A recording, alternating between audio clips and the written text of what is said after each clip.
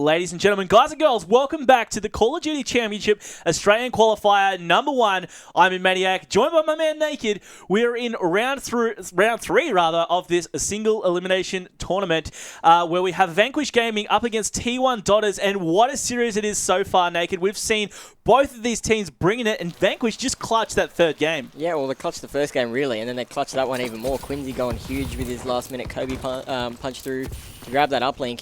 We pretty much thought it was going to be a tiebreaker into the overtime, and then Quincy put it through, and we only just noticed at the last second, and then we obviously saw it in the final kill cam kind of thing, and it was just such a good play, and obviously that's a big boost to the team.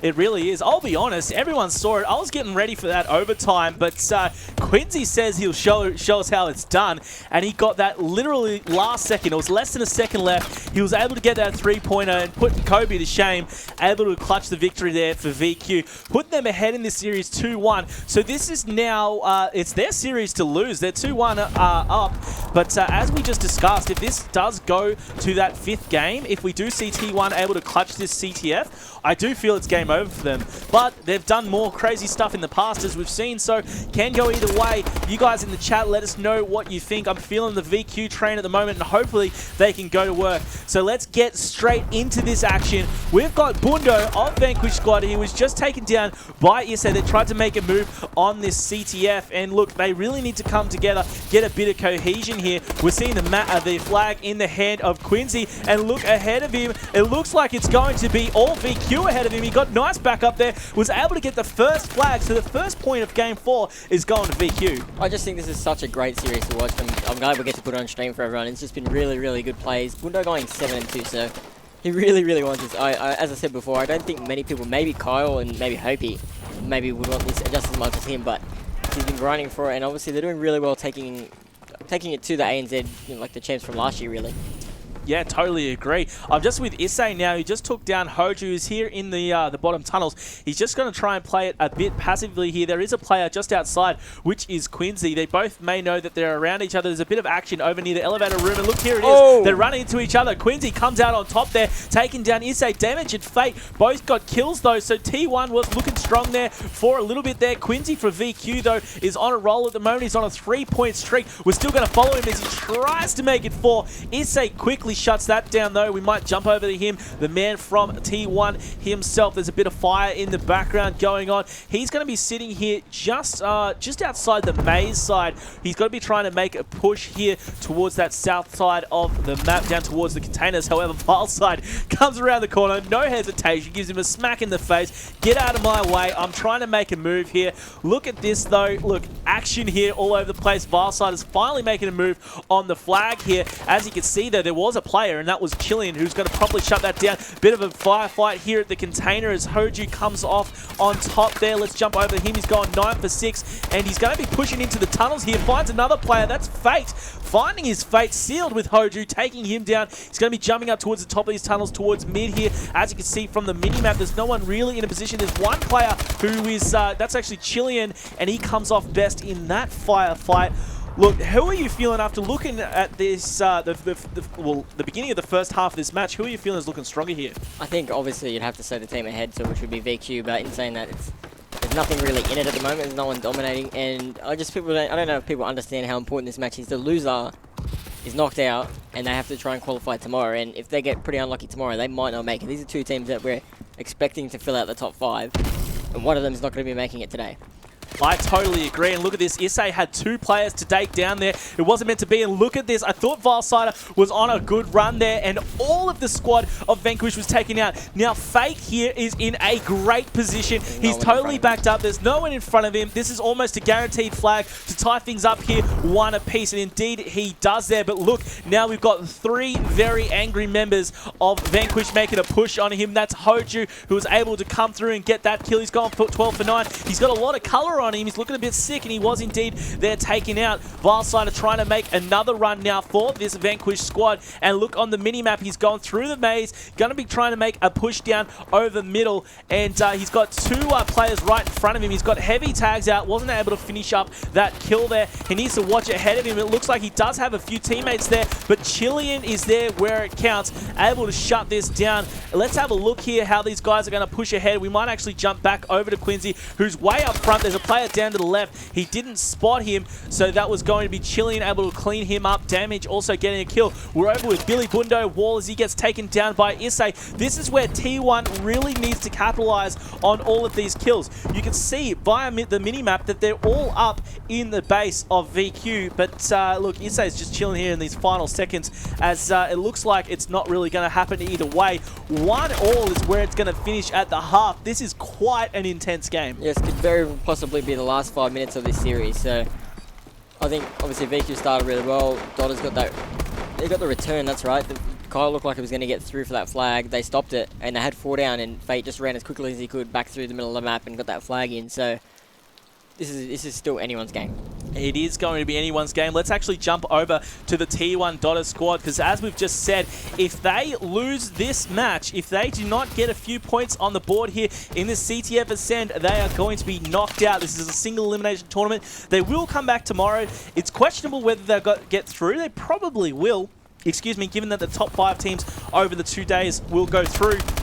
But still, they're the champions from last year. For them to not get through into the in the first online qualifier is going to be quite a shock for a lot of people. With that said, they are up against the likes of Vanquish, which, credit to them, have been going huge. Quincy just picked up the big 2-piece, running through tunnels now. I think he just stomped on a player back there. Might have been a teammate, actually, as he then finally got some shots out, but it was going to be damage to shut him down. So we saw him. Quincy was going big. 3 members of Vanquish were just taken out, and once again, we're still waiting on this T1 squad to capitalize from these kills.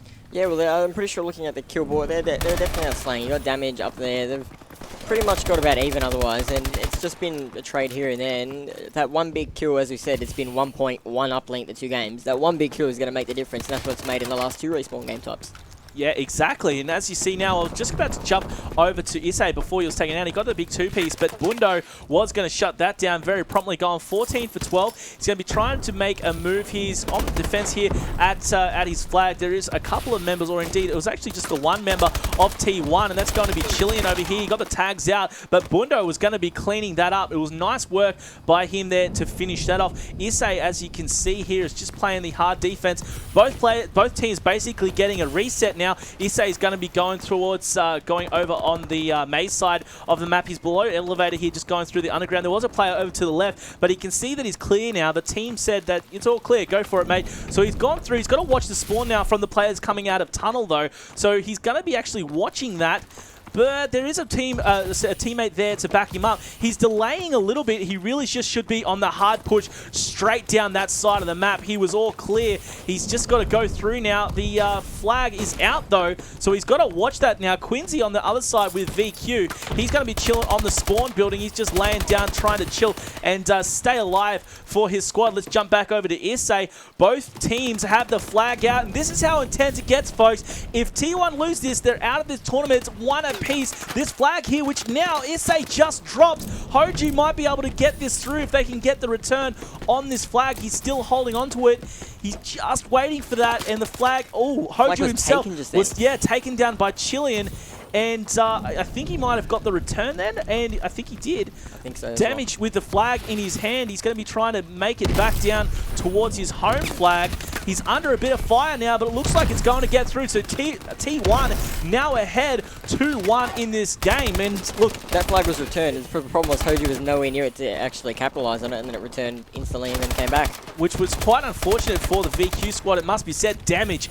Huge 3-piece there. Vile side, Bundo and Hoju all taking a nap. Got to watch them off the spawn now. He's going to be moving up towards the right side of the map. He's going to be hopefully taking out that player. Indeed, he will take down Hoju. He's going to be moving around the maze. Finds a player in front of him. I thought he was dead. Vile Sider decides to say no to that. Vile himself is on a 2-point streak, only going 14 for 20 at the moment. But Bundo, the big man with the flag in his hand, is going to be running straight up through the top mid here. He needs to watch himself. There is a player in front. His teammate was taken out. He decides to finish it off. Issei taking him down. He needs to try and do a 1-man army. And indeed he is. A 1-man wall. Absolutely huge. Hashtag Bill Wall.